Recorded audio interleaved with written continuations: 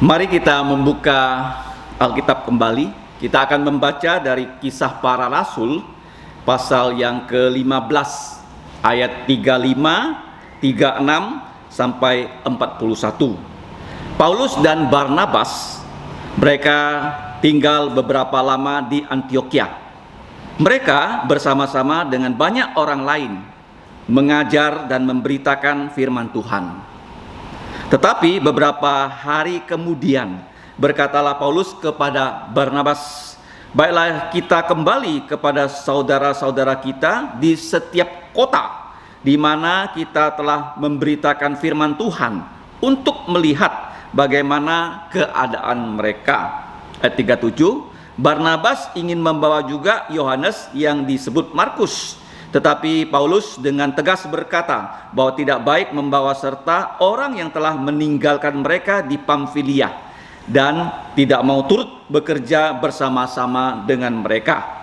Hal itu menimbulkan perselisihan yang tajam sehingga mereka berpisah, dan Barnabas membawa Markus juga besertanya berlayar ke Siprus. Tetapi Paulus memilih Silas, dan sesudah diserahkan oleh saudara-saudara itu kepada kasih karunia Tuhan, berangkatlah ia mengelilingi Syria dan Kilikia sambil meneguhkan gereja-gereja di situ. Amin. Terpujilah Tuhan dan diberkatilah kita yang telah diberikan kesempatan oleh Bapa di sorga untuk membaca firman-Nya. Bahkan sekarang kita mau merenungkan firman-Nya. Kita bersyukur kepada Tuhan bahwa minggu yang lalu kita sudah mendengarkan, yaitu bagaimana Tuhan Yesus menggunakan masalah-masalah yang terjadi di dalam gereja untuk memajukan gerejanya. Minggu yang lalu kita sudah belajar dari pasal yang ke-15, kita sudah belajar dari ayat 22 sampai ayat yang ke-35. Bagaimana keputusan sidang Yerusalem itu akhirnya bukan hanya disampaikan kepada Paulus dan Barnabas, tetapi juga sudah ditulis dalam sebuah surat. Dan ketika surat itu selesai ditulis, mereka, Paulus dan Barnabas dari Yerusalem, harus kembali ke gereja Antiokhia Syria. Dan gereja Yerusalem, di mana di sana melayani Rasul Petrus dan 11 rasul yang lain, dan juga termasuk yaitu Yakobus, putra dari Yusuf, yaitu putra dari Maria juga, sebagai penatua di sana. Mereka bersepakat menulis sebuah surat, dan surat itu dibawa oleh Paulus dan Barnabas. Bahkan juga gereja di Yerusalem juga mengutus yaitu orang yang bernama Yudas. Yudas ini panggilannya adalah Barsabas bersama dengan Silas. Nah, kita melihat bagaimana gereja di dalam Kisah Para Rasul itu masing-masing gereja di setiap kota itu bertanggung jawab langsung kepada Tuhan Yesus. Seperti gereja Efesus sampai gereja Laodikia, 7 gereja di Asia. Semuanya Tuhan Yesus beri kepada masing-masing gereja satu gembala minimal, dan gembala-gembala itu bertanggung jawab atas jiwa-jiwa yang dia layani, dan gembala-gembala itu juga bertanggung jawab langsung kepada Tuhan Yesus Kristus. Jadi tidak ada istilah gereja yang satu menjadi gereja yang lain sebagai cabang, tidak ya. Masing-masing gereja Tuhan Yesus itu adalah gereja yang berkedudukan unik di mata Tuhan Yesus. Nah, ketika Paulus dan Barnabas mereka pergi ke Yerusalem, mereka juga diantar oleh saudara-saudara seiman dari gereja Antiokhia Syria.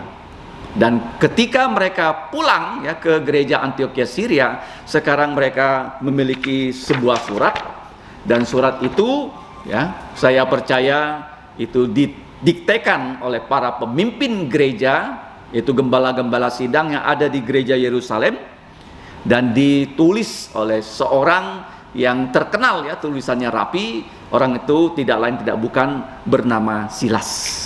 Jadi Silas ya, dia menulis surat itu sebagai juru tulis, karena pada zaman itu belum ada komputer, sehingga orang-orang yang Tuhan beri bakat khusus menulis dengan indah, menulis dengan rapi. Nah, itu merupakan satu hal yang diperlukan di dalam pelayanan. Nah, akhirnya dalam surat itu kita lihat kembali apa yang dicantumkan di surat itu.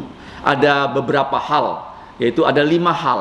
Yang pertama, ya, saya namakan A, B, C, C, D. A, adat istiadat orang Yahudi tidak perlu dijalankan.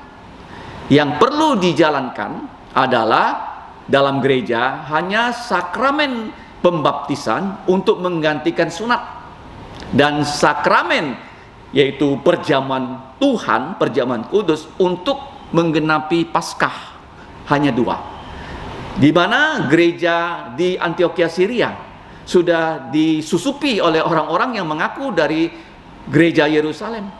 Padahal ya, Yakobus dan kawan-kawan, Petrus dan kawan-kawan berkata mereka itu bukan utusan dari gereja Yerusalem.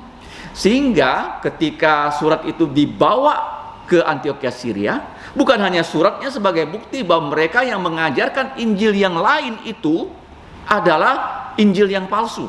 Injil yang asli adalah kalau satu orang mendengarkan tentang Tuhan Yesus yang sudah mati untuk dosa-dosanya dan percaya kepada Tuhan Yesus yang sudah dikuburkan, dibangkitkan pada hari ketiga, maka orang itu pada saat itu juga sudah diselamatkan oleh Tuhan Yesus. Tidak perlu ditambah. Kalau percaya Yesus perlu ditambah dengan perbuatan baik baru diselamatkan, itu namanya Injil yang lain, yang bukan Injil. Ya, Paulus mengatakan kalau ada orang yang memberitakan Injil yang lain, memberitakan Yesus yang lain, maka terkutuklah orang itu.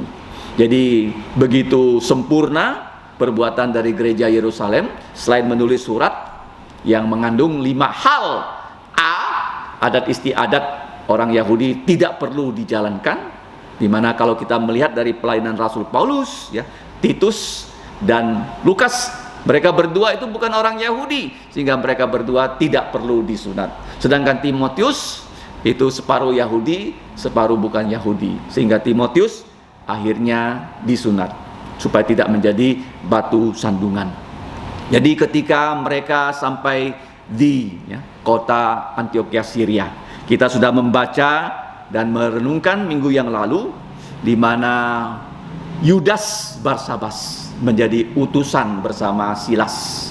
Mereka memberitahukan kepada gereja di Antioquia, inilah surat yang merupakan keputusan dari sidang di gereja Yerusalem. Dan orang-orang yang mengajarkan Injil yang lain, saya percaya mereka semuanya lari ya dari tempat itu, karena kejahatan mereka, kebohongan mereka sudah terbongkar bahwa mereka bukan diutus oleh gereja Yerusalem, dan Injil yang mereka kabarkan itu Injil yang palsu, Injil yang lain ya. Nah, kita melihat di sini ada satu catatan yang sangat khusus, di mana Yudas yang disebut Barsabas sudah pernah disinggung ya minggu yang lalu. Dia diutus oleh gereja Yerusalem. Itu memberikan kita satu pelajaran rohani, di mana pada belasan tahun yang lalu Yudas Barsabas pernah dicalonkan ya, menjadi satu orang yang akan menggantikan Yudas Iskariot. Tetapi apa yang terjadi? Dia tidak terpilih dalam pengundian, yang terpilih adalah Matias. Tetapi kita melihat ya, dia tetap setia melayani Tuhan di gereja Yerusalem. Dia tidak mengundurkan diri walaupun tidak terpilih sebagai pengganti Yudas Iskariot. Nah, tibalah saatnya belasan tahun kemudian dia ditunjuk oleh para rasul dan juga para penatua gereja Yerusalem untuk menjadi wakil dari gereja Yerusalem untuk menyampaikan keputusan ya, dari sidang gereja Yerusalem, di mana adat istiadat orang Yahudi tidak perlu diikuti. B ya, berhala yang makanannya sudah dipersembahkan kepada berhala tidak boleh dikonsumsi. C, apa itu? C, cabul ya, praktek percabulan itu tidak boleh dilaksanakan oleh yang sudah percaya Yesus. Kemudian kita tahu bahwa percabulan itu di zaman Rasul Paulus itu identik dengan penyembahan berhala. Kenapa? Karena di dalam kuil-kuil berhala, pada siang hari mereka menyembah berhala, pada malam hari itu yaitu imam-imam wanita menjadi orang yang berzinah dengan mereka pria-pria yang datang ke kuil itu. Sehingga larangan menyembah berhala, makanan-makanan yang sudah dipersembahkan kepada berhala tidak boleh dimakan, dan percabulan itu tidak boleh dilakukan oleh orang yang sudah percaya Yesus. Kemudian C yang berikutnya, cekik binatang tidak boleh dilakukan. Kalau mau memakan binatang harus disembelih dan darahnya dialirkan ke tanah. D yang terakhir, darah binatang tidak boleh dikonsumsi oleh orang yang percaya. Nah, kalau kita melihat di Indonesia ada beberapa suku ya. Contohnya suku Tionghoa. Itu ada di antara orang Tionghoa yang suka yaitu mengkonsumsi itu darah babi yang sudah dibekukan yang namanya cufung ya. Orang Kristen tidak boleh makan cufung. Kemudian juga orang Tapanuli ya, dan orang Manado, seringkali anjing tidak disembelih oleh mereka tapi dipukul sampai mati dan darahnya tetap berada dalam daging anjing, dan mereka mengkonsumsi daging seperti itu adalah melanggar firman Tuhan yang dicantumkan dalam Kisah Rasul pasal 15. A, adat istiadat tidak perlu diikuti. B, berhala jangan disembah, makanannya jangan dimakan. Cabul jangan dilakukan ya. Cekik binatang tidak boleh dilakukan. D, darah tidak boleh dikonsumsi. Nah, itulah pelajaran kita minggu yang lalu. Nah, minggu ini kita mau melihat ya, dari ayat yang ke-36 sampai yang ke-41. Kita dapat mempelajari bagian ini dengan 3 pelajaran rohani. Nah, bagian yang pertama adalah dari ayat 36 sampai 38. Nah, di situ kita bisa melihat Paulus dan Barnabas, mereka itu memiliki satu tujuan. Tetapi karena mereka berbeda metode untuk melaksanakan satu tujuan itu, sehingga terjadi satu perselisihan. Nah, kita melihat di sini ya. Tetapi beberapa hari kemudian berkatalah Paulus kepada Barnabas, baiklah kita kembali kepada saudara-saudara kita di setiap kota di mana kita telah memberitakan firman, dan untuk melihat bagaimana keadaan mereka. Ini suatu usul yang disampaikan oleh Rasul Paulus dengan baik. Kenapa begitu? Rasul Paulus, kalau kita melihat bersama Barnabas, mereka sudah tinggal beberapa lama di Antioquia. Dan Tuhan pada pasal 13 sudah mengkhususkan Barnabas dan Saulus untuk pergi mewakili gereja Antioquia, mengabarkan Injil ke luar negeri. Jadi ini satu visi, satu misi yang Tuhan sudah tempatkan ya, ke dalam diri Saulus dan Barnabas. Dan ini tidak pernah berubah. Dan Saulus dan Barnabas mereka tahu bahwa gereja yang harus mereka layani itu bukan secara permanen di Antioquia Syria. Jadi sekarang oleh dorongan Roh Kudus ya, Rasul Paulus mengusulkan kepada Barnabas supaya mereka kembali ke Pulau Siprus, ke Asia, untuk ya, melihat bagaimana keadaan saudara-saudara yang sudah percaya Yesus di setiap kota yang sudah mereka layani dengan pemberitaan Injil dan pengembalaan dari orang-orang percaya di situ. Nah, usul ini dianggap baik oleh Barnabas. Tetapi ayat 37 dikatakan Barnabas ingin membawa serta seorang muda yang bernama Yohanes yang disebut Markus. Saulus yang sekarang panggilannya adalah Paulus bersama Barnabas, mereka adalah orang yang satu misi, satu tujuan, yaitu amanat agung Tuhan Yesus Kristus, yaitu memberitakan Injil kepada orang-orang yang tidak bersunat di daerah Asia. Dan nanti kalau kita melihat di pasal 16 ya, Tuhan memimpin Rasul Paulus bukan hanya memberitakan Injil di Asia, tetapi sampai ke benua Eropa. Jadi ini adalah misi yang betul-betul mereka terima langsung dari Tuhan Yesus melalui Allah Roh Kudus. Dan mereka tidak pernah ya, tidak mau melaksanakan misi ini. Sama-sama mau melaksanakan misi amanat agung Tuhan Yesus Kristus, membawa Injil Tuhan Yesus Kristus ke mana? Segala bangsa di Asia dan di seluruh dunia. Nah, tetapi yang menjadi masalah di sini terjadi yang namanya perbedaan pendapat. Sehingga pada pagi hari ini kita akan belajar bahwa Tuhan Yesus memajukan gerejanya melalui masalah konflik.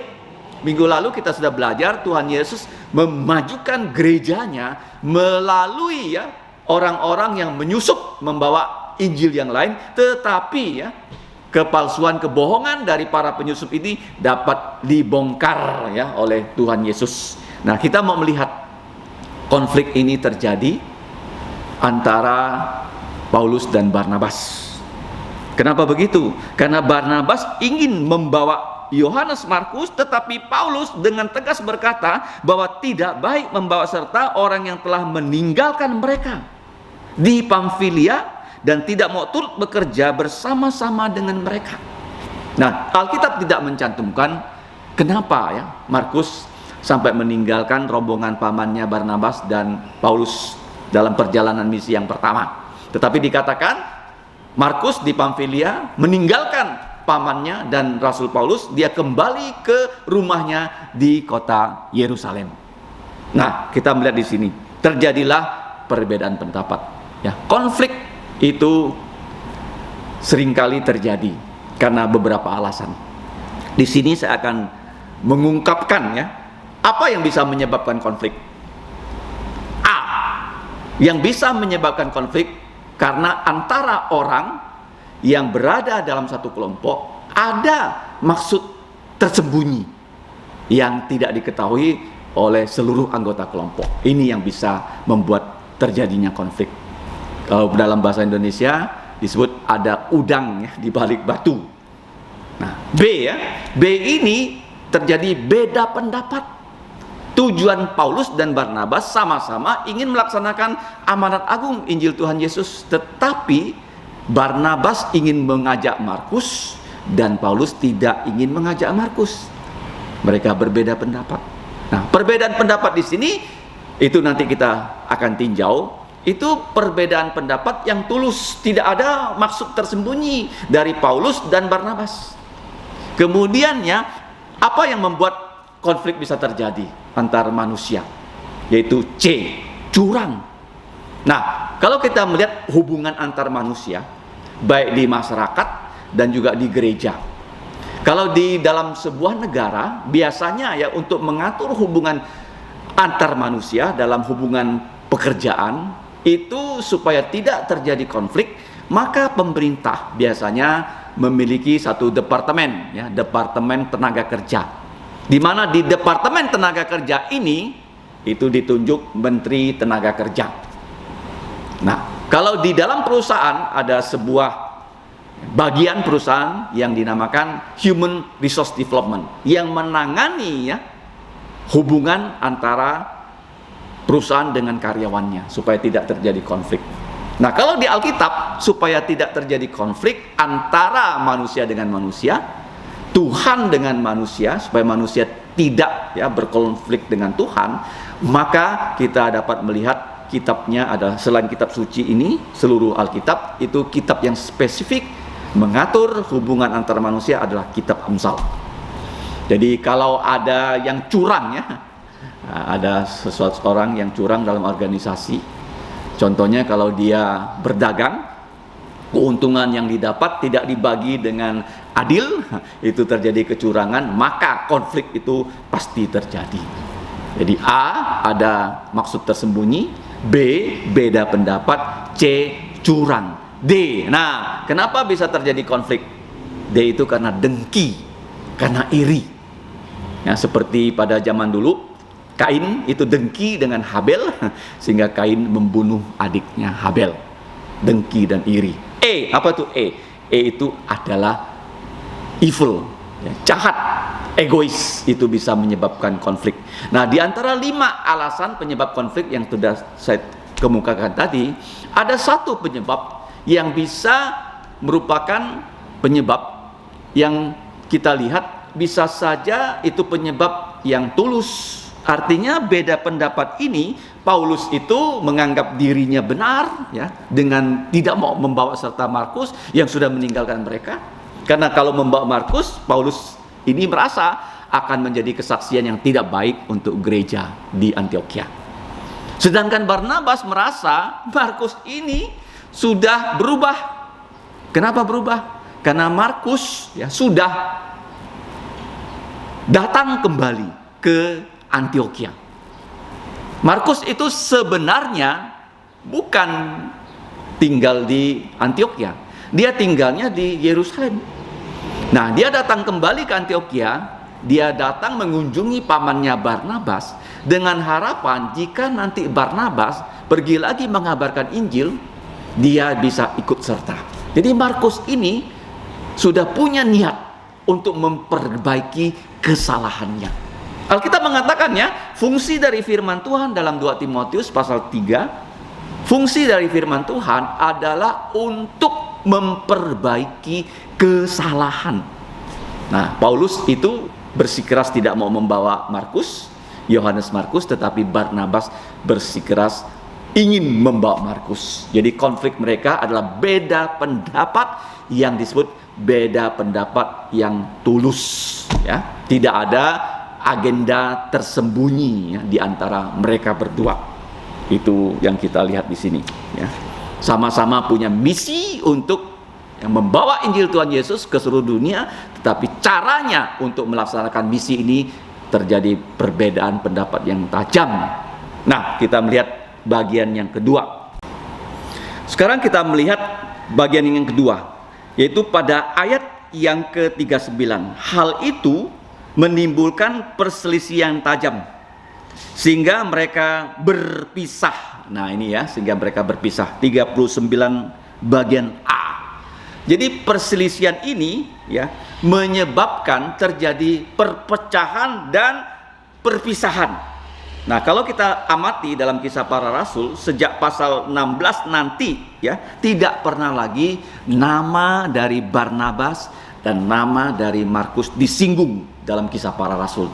Karena dalam pasal 16 sampai pasal 28 itu adalah kesaksian dari pengabaran Injil yang dilakukan oleh Paulus dan kawan-kawannya. Nah, kita lihat di sini. Jadi perpecahan ini sangat menyedihkan. Perpecahan ini menghasilkan yaitu perpisahan. Nah, perselisihan itu menyakitkan, perpecahan juga menyakitkan, perpisahan itu juga menyedihkan. Nah, tetapi di balik semuanya itu Tuhan izinkan terjadi.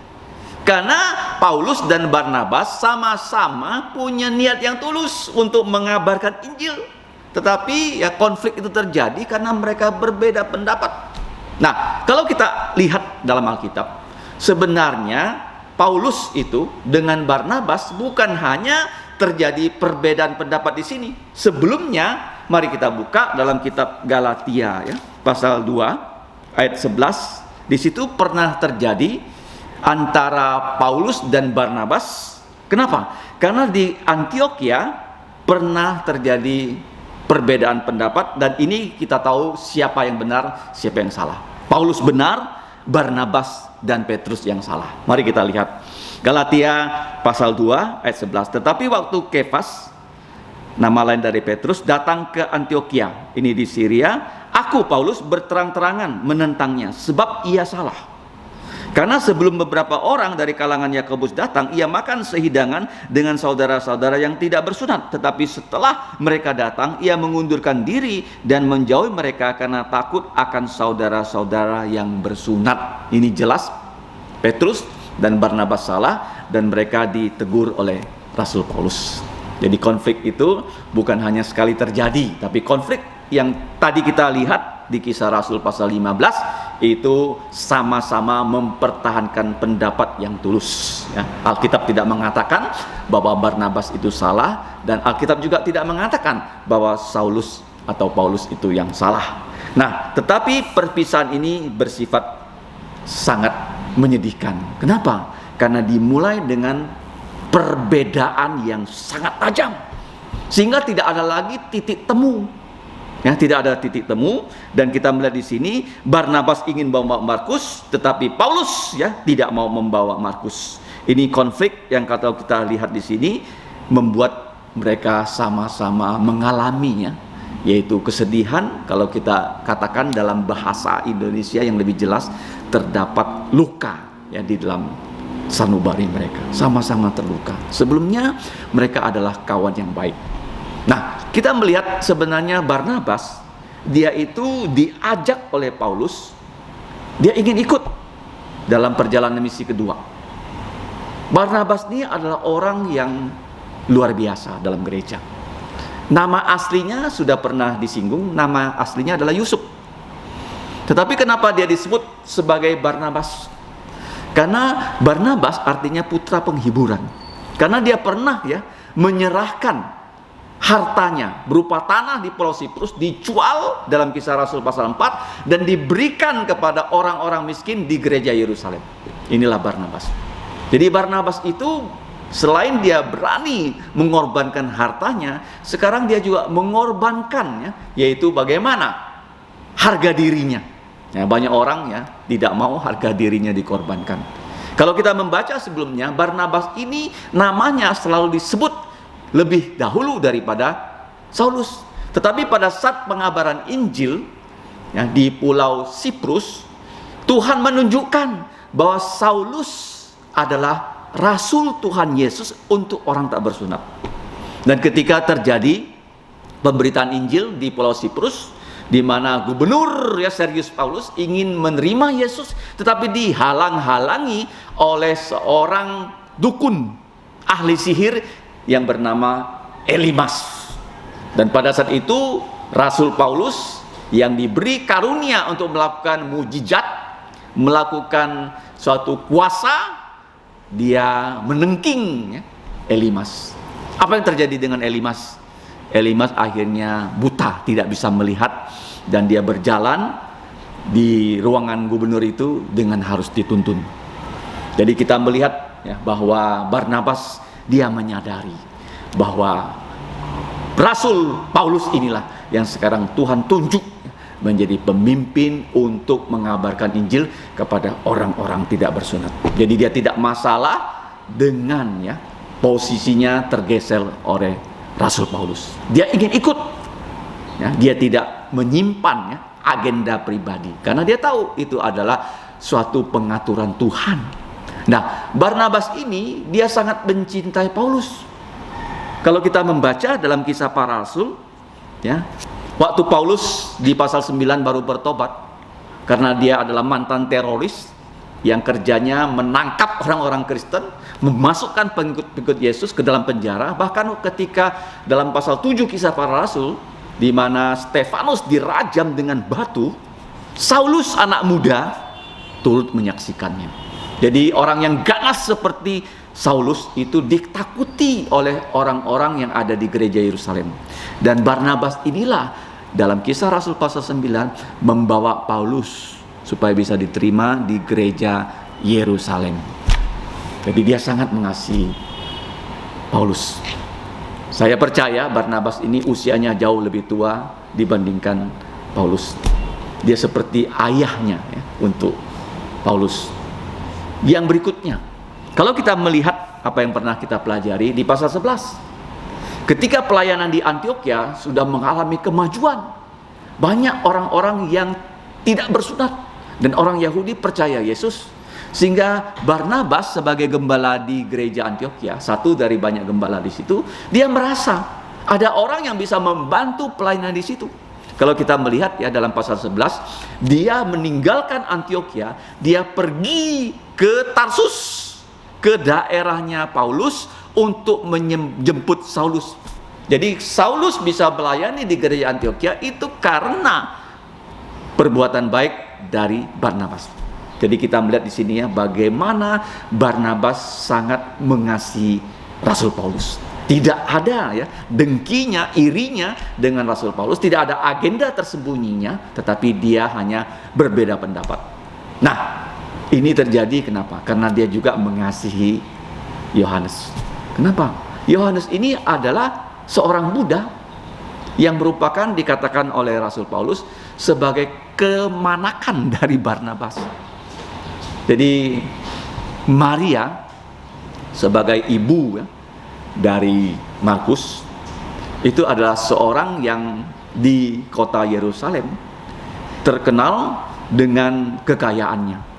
Kenapa begitu? Kalau kita melihat dalam Kisah Rasul 12, di mana Petrus yang keluar dari penjara, yang dipenjarakan oleh Herodes, dikeluarkan dari penjara pada malam hari oleh malaikat Tuhan, dia langsung menuju ke rumah Maria. Maria ini siapa? Adalah ibunya Markus. Dan di situ sedang berlangsung kebaktian doa. Artinya rumah Markus di Yerusalem adalah rumah yang besar. Dan rumah yang besar ini membuat begitu banyak orang percaya di Yerusalem bisa bertemu di situ. Dan saya juga percaya ruang atas di mana Yesus mengadakan perjamuan terakhirnya dengan para murid itu kemungkinan adalah rumahnya Markus, merupakan gereja yang pertama di kota Yerusalem. Nah, kita melihat di sini Barnabas sangat mengasihi Rasul Paulus. Dia juga sangat mengasihi kemanakannya Barnabas, sehingga terjadi konflik. Dan konflik ini tentu membuat lubuk jantung dari Barnabas ini sedih. Paulus juga lubuk jantungnya menjadi sedih, karena dia berpendapat tidak boleh mengajak Markus, sedangkan Barnabas mengatakan harus mengajak Markus. Dan akhirnya perselisihan menimbulkan perpisahan. Perpisahan ini membuat mereka, kalau kita lihat dalam Kisah Para Rasul, tidak pernah lagi nama dari Barnabas dan nama dari Markus dicantumkan. Nah, tetapi perpecahan yang menyedihkan membuat perpisahan yang menyedihkan. Ada maksud baik Tuhan di balik semuanya itu. Nah, coba kita lihat bahwa dalam ayat yang terkenal yang diilhamkan Roh Kudus kepada Rasul Paulus dalam Roma 8. Ayat yang ke-28. Di situ jelas dikatakan 28, kita tahu sekarang bahwa Allah turut bekerja dalam segala sesuatu untuk mendatangkan kebaikan untuk mereka yang mengasihi Dia, yaitu untuk mereka yang terpanggil sesuai dengan rencana Allah. Jadi di sini Rasul Paulus itu rencana Allahnya kepadanya adalah menjadi rasul untuk orang-orang tak bersunat, dan Barnabas untuk membantu Rasul Paulus. Mereka sama-sama tetap tidak berubah menerima mandat dari Tuhan Yesus ingin mengabarkan Injil kepada orang-orang yang tidak bersunat di daerah Asia. Tetapi terjadi perbedaan pendapat yang sangat tajam, dan perbedaan pendapat yang sangat tajam ini menimbulkan yaitu perselisihan yang sangat tajam dan menimbulkan perpisahan yang sangat menyedihkan. Barnabas sangat mengasihi Saulus atau Paulus. Dia tidak menjadi masalah kalau sekarang yang menjadi pemimpin dari pengabaran Injil itu adalah Rasul Paulus. Dia tidak menjadi masalah ketika diajak oleh Paulus, dia ingin berangkat bersama-sama Rasul Paulus. Tapi yang menjadi masalahnya adalah cara mereka berdua, metode mereka berdua itu berbeda. Paulus tidak ingin membawa Markus, tetapi Barnabas dia ingin membawa Markus. Dan kita tahu bahwa Paulus sangat menentang Markus yang pernah meninggalkan mereka, desersi. Dan Paulus mengatakan kalau mengajak Markus itu bisa menimbulkan image yang tidak baik. Kenapa image-nya tidak baik? Karena seorang anak muda yang meninggalkan pelayanan akan memberikan image pandangan yang tidak baik terhadap gereja di Antioquia. Sedangkan Barnabas dia melihat bahwa Markus sudah punya niat baik, sudah datang lagi dari Yerusalem ke Antioquia, dan sekarang dia melihat ada niat baik dari Markus untuk memperbaiki kesalahannya. Dan dia pasti yakinlah dengan Markus, sehingga kita tahu dengan keyakinannya itu dia bersikeras ingin mengajak Markus. Walaupun dia ingin mengajak Markus, membuat dia pecah kongsi dengan Rasul Paulus. Ini pelajaran yang kedua. Walaupun terjadi perpisahan, tetapi ada maksud baik Allah di mana Tuhan Yesus ya memajukan gerejanya dengan mengizinkan problem-problem terjadi, problem penyusupan ajaran sesat, kemudian sekarang problem ya, perbedaan pendapat, dan Tuhan Yesus kalau dia turun tangan ya terhadap problem yang dihadapi, masalah yang kita hadapi, maksud baik Allah pasti akan dinyatakan. Ini adalah pelajaran yang kedua. Pelajaran rohani ketiga yang dapat kita pelajari adalah ya, hasil baik ya dari konflik. Kenapa? Karena Allah yang turun tangan, apa hasil baiknya? Kalau kita melihat ayat 39 bagian B, sehingga mereka berpisah dan Barnabas lebih dulu berangkat, dia membawa Markus juga beserta dirinya. Mereka dengan naik kapal berlayar ke Siprus. Ayat 40-41, tetapi Paulus memilih Silas, dan sesudah diserahkan oleh saudara-saudara itu kepada kasih karunia Tuhan, berangkatlah ia mengelilingi yaitu daerah Syria dan Kilikia sambil menubuhkan gereja-gereja di situ. Nah, kita melihat di sini pelajaran ketiga, terjadi konflik yang diizinkan Tuhan mendatangkan kebaikan. Kenapa begitu? Karena sebelumnya hanya ada satu tim pengabaran Injil yang diutus oleh gereja Antiokhia Syria. Sekarang kita melihat di mana Barnabas memiliki satu tim dan Rasul Paulus memiliki satu tim. Jadi dengan perpecahan ini justru Tuhan Yesus memajukan pengabaran Injilnya dan mempercepat ya, pendirian kerajaan Allah dan membuat pelayanannya menjadi lebih maju. Kenapa bisa begitu? Karena Barnabas sekarang dia mengajak Markus berlayar ke Pulau Siprus. Kenapa begitu? Pulau Siprus adalah tempat asalnya Yusuf Barnabas. Ketika dia merasa ya di mana terjadi ya, perselisihan dengan Rasul Paulus, membuat dia sedih. Jadi caranya untuk mengobati kesedihannya adalah berkunjung ke kampung halamannya. Dan sekarang dia berkunjung ke kampung halamannya, dia membawa serta kemenakannya yang bernama Markus. Nah, Markus ini kita melihat adalah seorang muda yang punya latar belakang rohani yang baik. Kenapa begitu? Tadi saya sudah katakan bahwa Markus itu ya memiliki ibu yang bernama Maria, yang pada saat Tuhan Yesus masih melayani, Maria ini sudah melayani Tuhan Yesus. Bahkan kalau kita membaca Injil Markus, ketika Tuhan Yesus ditangkap di Taman Getsemani, ada seorang muda yang untuk menghindari ditangkap bersama-sama Yesus, dia itu melepaskan baju luarnya. Dikatakan oleh Alkitab tidak lagi memakai baju luar, dia lari supaya tidak ditangkap oleh orang-orang yang menangkap Tuhan Yesus. Jadi Markus ini sejak awal sudah melayani ya, bersama-sama ibunya untuk mengikut Tuhan Yesus. Ini penting loh. Jadi memang anak muda banyak melakukan kesalahan ya, tetapi kalau kita melihat ya, Tuhan itu panjang sabar. Walaupun kita melakukan kesalahan, Tuhan memberikan kita kesempatan untuk memperbaiki kelakuan. Mari kita lihat dalam 2 Timotius, kita membaca ya, tentang firman Tuhan yang punya fungsi untuk bukan hanya menyatakan di mana kita melakukan kesalahan, tapi firman Tuhan itu bisa membimbing kita memperbaiki kelakuan.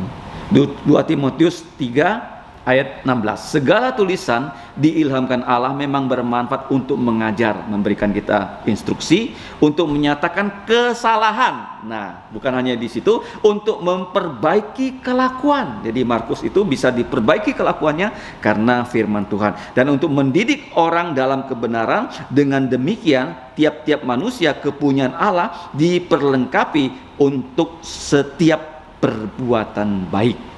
Jadi Yohanes Markus ini diberi kesempatan kedua. Dan kalau kita membaca dalam Alkitab, nama Markus ya, itu akhirnya menjadi sebuah nama yang dikenal oleh orang-orang percaya Yesus. Kenapa? Karena di tangan kita ada Injil yang sebenarnya pertama-tama kita nggak tahu namanya apa, karena dia tidak menuliskan dirinya. Markus yang menulis Injil Markus. Nah, Injil Markus ini adalah Injil yang paling pendek dari 4 Injil. Hanya ada 16 pasal.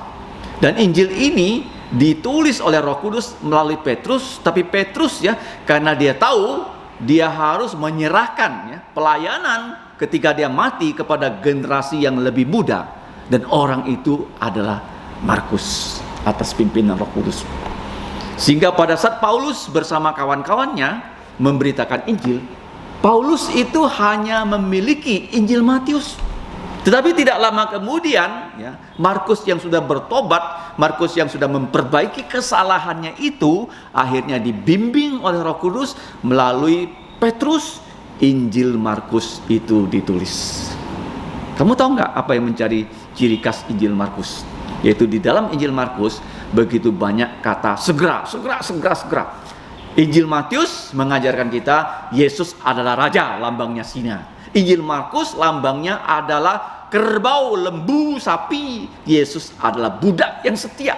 Nah, ini yang istimewa loh, di mana Markus pernah menjadi asisten pelayan yang tidak setia, tetapi sekarang diubah menjadi orang yang setia sampai mati dan dipergunakan untuk menulis Tuhan Yesus adalah hamba Tuhan yang setia. Karena Petrus juga pernah tidak setia, 3 kali dia menyangkal tidak mengenal Tuhan Yesus. Nah, kita lihat ya, Markus dan Petrus sama-sama pernah tidak setia, tetapi oleh Tuhan Yesus diberi kesempatan untuk memperbaiki kesalahan. Nah, kalau kita melihat ya, tadi saya sudah katakan di dalam kitab Kisah Para Rasul, nama Markus dan Silas, nama Markus dan Barnabas tidak pernah lagi disebut.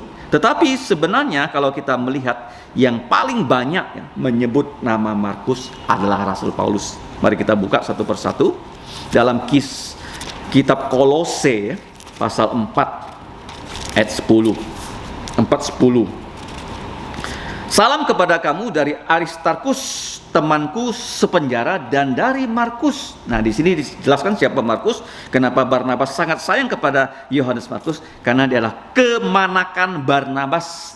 Tentang dia, kamu telah menerima pesan, terimalah dia apabila ia datang kepada kamu. Jadi Paulus di sini sudah melihat bagaimana Tuhan Yesus sudah memperbaiki kelakuan dari Markus.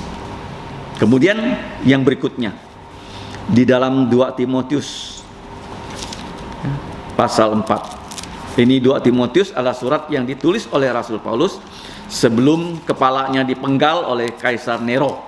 Jadi di dalam penghujung kehidupannya, dia berpesan kepada Timotius, pengganti Paulus, dalam 2 Timotius pasal yang keempat ayat 11. Hanya Lukas yang tinggal dengan aku, jemputlah Markus dan bawalah ia kemari, karena pelayanannya penting untuk aku. Jadi begini loh, Paulus ketika dia melayani di antara orang tidak bersunat, dia tidak lagi menggunakan nama Yahudinya Saulus loh. Markus juga sama loh, karena dia juga melayani di daerah luar Israel. Dia menulis Injil Markus untuk orang-orang yang berlatar belakang Roma. Dia tidak lagi menggunakan nama Yahudinya Yohanes, tapi menggunakan nama siapa? Ibraninya Yohanes tidak dipakai lagi, tapi nama Romawinya, nama Latinnya itu Markus. Nah, Markus ini bukan hanya dididik ya oleh Barnabas, tapi dia juga menjadi orang yang dididik oleh siapa? Oleh Rasul Petrus ya. Nah, coba kita lihat ya. Yang ketiga namanya disebut oleh Rasul Paulus ketika Rasul Paulus menulis surat kepada seorang yang bernama Filemon. Ayat 24. Salam kepadamu dari Epafras, temanku sepenjara karena Kristus Yesus, dan dari Markus. Jadi Paulus ya ketika dia hampir ya dipenggal kepalanya, dia menyebut nama Markus. Ini pemenjaraan yang pertama di Roma waktu dia ditangkap. Di dalam Kisah Para Rasul pasal 28 dia menulis 4 surat. Ekofifi, Efesus, Kolose, Filipi, Filemon. Jadi dia di sini sudah menyebut namanya Markus. Artinya apa ya? Markus ini adalah orang yang sudah Tuhan Yesus perbaiki kelakuannya. Jadi Markus ini ya sudah mendapatkan kesempatan kedua.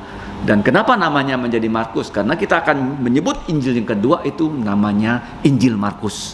Jadi Rasul Paulus ketika dia mengabarkan Injil sekarang, dia bukan hanya memiliki Injil Matius, tapi di tangannya ada kesaksian dari Rasul Petrus yang ditulis oleh Markus. Saya percaya Markus adalah seorang anak muda yang terpelajar. Kenapa? Karena ibunya orang kaya, dari sejak kecil dia pandai ya menulis dengan baik, menulis dengan rapi, menulis dengan cantik, sehingga Petrus melihat potensi dari Markus dan Roh Kudus membimbing Petrus untuk memberikan ya, kesempatan kepada Markus untuk menulis Injil Markus. Sekarang kemana-mana Rasul Paulus mengabarkan Injil, dia punya Injil Matius di tangannya, sekarang dia juga punya Injil yang namanya Injil Markus.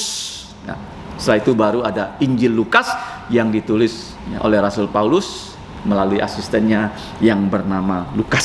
Nah, kita lihat di sini ya, di mana nama Markus disebut ya, bahwa Markus sangat berguna untuk Rasul Paulus.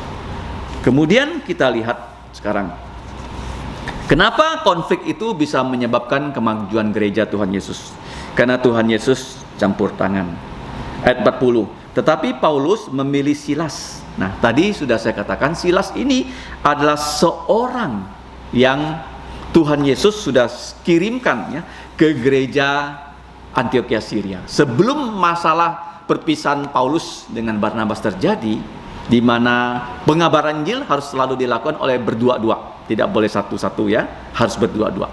Paulus bersama Barnabas, sekarang Paulus harus pergi lagi, tapi sekarang siapa yang mendampingi Paulus? Tidak ada, harus ada orang. Jadi mana Markus bersama pamannya Barnabas, kita melihat Petrus bersama Yohanes, dan sekarang Tuhan sudah menyediakan Silas. Nah, Silas ini kalau kita membaca dari awal namanya sudah disebut, dia adalah satu dari pemimpin gereja di Yerusalem. Mari kita lihat dalam pasal yang ke-15 ayat 27. Maka kami telah mengutus Yudas dan Silas yang dengan lisan akan menyampaikan pesan yang sudah ditulis ini juga kepada kamu. Jadi mereka adalah utusan, baik Yudas Barsabas dan Silas adalah utusan dari gereja Yerusalem ya, untuk membuktikan surat yang ditulis ya, itu adalah surat yang otentik.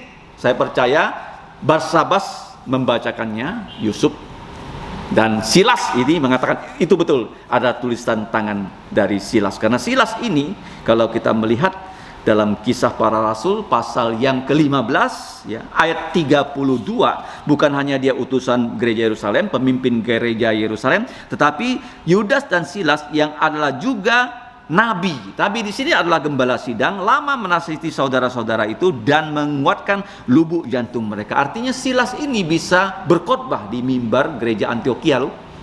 Jadi dia adalah seorang pemimpin yang bisa menyampaikan firman Tuhan. Kemudian kalau kita lihat di dalam Kisah Rasul 16, dia adalah rekan Paulus yang bersama-sama Paulus masuk dalam penjara di kota Filipi. Kisah Rasul 16 ayat 31, percayalah kepada Tuhan Yesus Kristus, maka engkau akan diselamatkan, engkau dan seisi rumahmu. Yang sudah kita cantumkan di depan gereja kita. Itu adalah ucapan yang keluar dari mulut Paulus dan Silas kepada kepala penjara di kota Filipi. Dan kalau kita melihat ya, dalam Kisah Rasul 17, Paulus ya, meninggalkan Timotius dan Silas di gereja Berea ya, gereja Berea. Gereja Berea ini adalah gereja yang sudah berada di daerah Eropa. Nah, kemudian Paulus juga mempercayakan Silas untuk menjadi gembala sidang ketika dia tidak bisa melayani di kota Korintus. Kalau kita membaca dalam Kisah Rasul 18 ayat 5, 2 Korintus pasal 1 ayat 19. Kemudian kalau kita melihat Silas juga sudah Tuhan siapkan ya untuk mendampingi Rasul Paulus. Kenapa? Selain dia bisa menjadi pengkhotbah yang baik, gembala yang baik, menjadi rekan Paulus yang baik, dia adalah juru tulis yang baik seperti Markus. Nah, kalau kita melihat pada saat Rasul Paulus menulis surat kepada gereja di Eropa, di kota Tesalonika. Dia mencantumkan nama dari Silas. Coba kita lihat dalam 1 Tesalonika, ya, pasal yang pertama, ayat pertama. Dari Paulus, Silwanus itu Silas dan Timotius kepada gereja orang-orang Tesalonika yang di dalam Allah Bapa dan di dalam Tuhan Yesus Kristus, anugerah, kasih karunia dan damai menyertai kamu. Jadi ini nama Silas ini dicantumkan karena Silas ini selain adalah rekan pelayanan Paulus yang mengabarkan Injil ke gereja di Tesalonika. Sebelum itu mereka tidak percaya Yesus, karena pelayanan Paulus dan Silas dan Timotius mereka percaya Yesus. Dan Silas ini adalah seorang juru tulis yang handal. Saya percaya ya, surat Tesalonika ini ditulis tangannya atas dikte Roh Kudus kepada Paulus dan ditulis tangan oleh Silas yang adalah juru tulis. Dalam bahasa aslinya itu amanuensis, ya. Kemudian kalau kita lihat juga di kisah berikutnya, kesaksian dari 2 Tesalonika pasal yang ke-1 ayat 1. Dari Paulus, Silwanus, nama Latin dari Silas itu Silwanus, dan Timotius kepada gereja orang-orang Tesalonika di dalam Allah Bapa kita dan di dalam Tuhan Yesus Kristus. Ini adalah Silas. Nah, Silas juga bukan hanya ya dia bisa membantu Rasul Paulus untuk menulis surat kepada gereja-gereja, tetapi dia juga membantu Rasul Petrus. Rasul Petrus itu kan adalah seorang nelayan. Tentu saja dia tidak bisa menulis dengan rapi dan cantik. Jadi Tuhan menggunakan Silas untuk membantu Rasul Petrus. Kalau kita membaca dalam surat Petrus yang pertama, kita kalau melihat ya dalam ayat yang ke-12 dari pasal 5. 1 Petrus pasal terakhir ayat yang ke-12. Dengan perantaraan Silwanus yang kuanggap sebagai seorang saudara yang dapat dipercaya, aku menulis dengan singkat kepada kamu untuk menasihati dan meyakinkan kamu bahwa ini adalah kasih karunia yang benar-benar dari Allah. Berdirilah dengan teguh di dalamnya. Jadi di sini jelas ya, Silas bukan hanya pemimpin gereja Yerusalem, bukan hanya utusan gereja Yerusalem. Silas bukan hanya pengabar Injil bersama-sama Rasul Paulus. Silas adalah gembala sidang yang dipercaya melayani di gereja Berea bersama Timotius dan di gereja Korintus. Tetapi Silas juga adalah seorang juru tulis yang handal, di mana dia membantu Paulus menulis surat Tesalonika dan dia membantu Rasul Petrus menulis surat yaitu yang disebut surat Petrus yang pertama. Nah, kita melihat ya, di sini ada 2 anak muda ya. Baik Markus yang namanya Yohanes disebut Markus, dan Silas nama Latinnya adalah Silwanus, dipakai oleh Tuhan. Jadi penting sekali ya dalam pelayanan kita mengajak anak-anak yang muda ya untuk melayani bersama kita.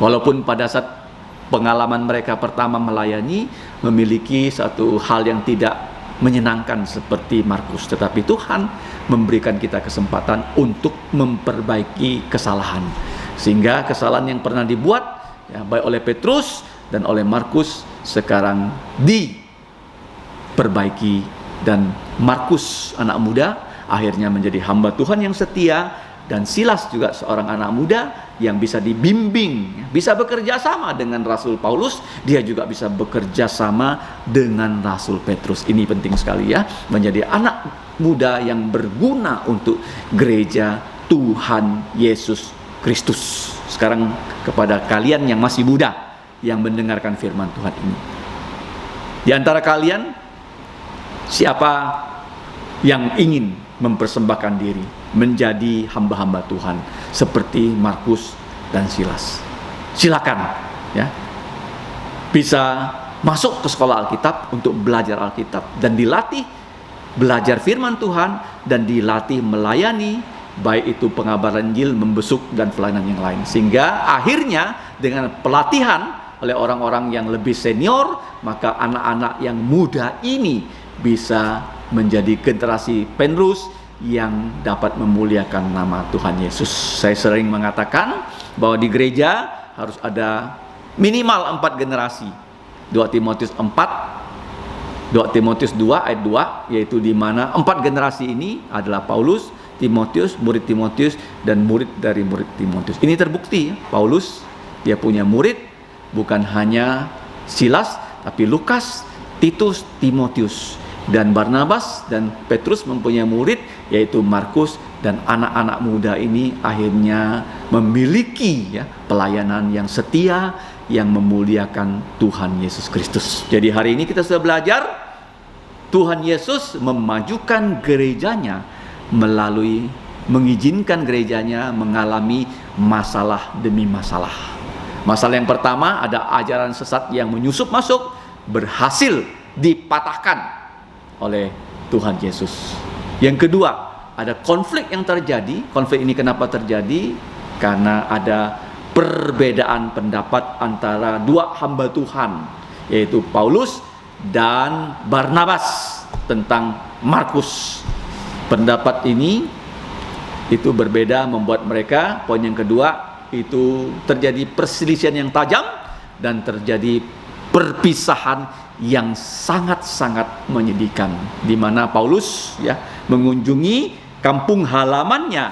Kalau kita melihat ya, kampung halaman Paulus adalah di Kilikia, dan dia meneguhkan gereja-gereja yang ada di Kilikia bersama Silas. Sedangkan Barnabas bersama Paulus pulang ke kampung halamannya di Siprus, di mana pulang ke kampung halaman bisa membuat kita terhibur ya, seperti Yesus yang sudah bangkit dari kematian. Dia memerintahkan murid-muridnya kembali ke Galilea, di kampung halaman kalian, supaya kalian bisa bertemu dengan Tuhan Yesus di situ.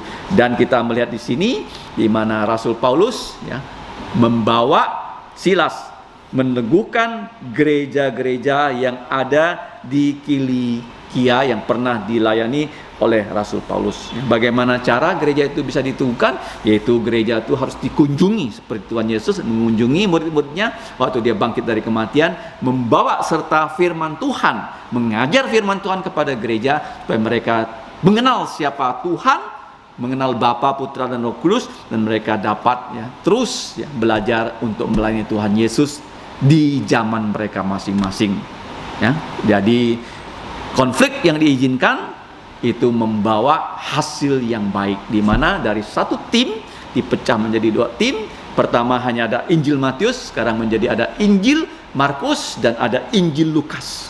Nah, kalau ada gereja mau berkembang, kalau gereja kita sudah anggotanya 500, kita bisa pecah menjadi 250,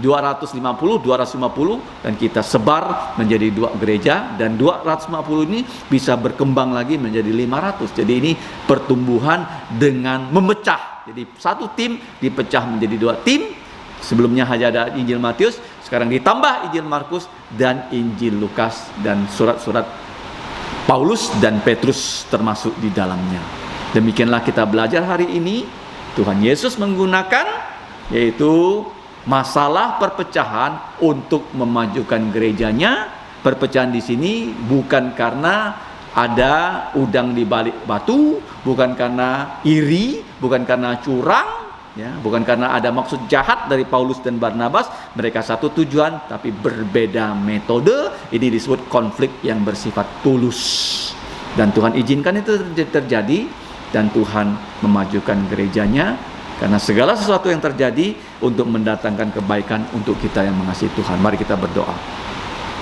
Bapa kami di surga, kami mengucap syukur untuk kesaksian dari Tuhan Yesus melewati para rasul dalam perjalanan misi mereka. Dan kami mengucap syukur untuk Barnabas, kami mengucap syukur untuk Markus, kami mengucap syukur kepada Engkau memimpin di mana Paulus dan Silas dan kawan-kawan bisa mengabarkan Injil. Dan Engkau memberikan kesempatan kepada Silas, kepada Markus sebagai anak muda untuk melayani Tuhan Yesus. Ya Bapa, tolonglah di antara kami, gerejamu, supaya anak-anak yang muda bisa dipanggil menjadi hamba-hambamu untuk melayani Engkau, untuk mengabarkan Injil, sehingga namamu dimuliakan. Ampuni dosa kami dengan darah Tuhan Yesus, hapuskanlah pelanggaran kami, kuatkanlah kami supaya dapat melaksanakan perintah dari Tuhan Yesus. Dalam nama Tuhan Yesus kami berdoa dan berterima kasih. Amin.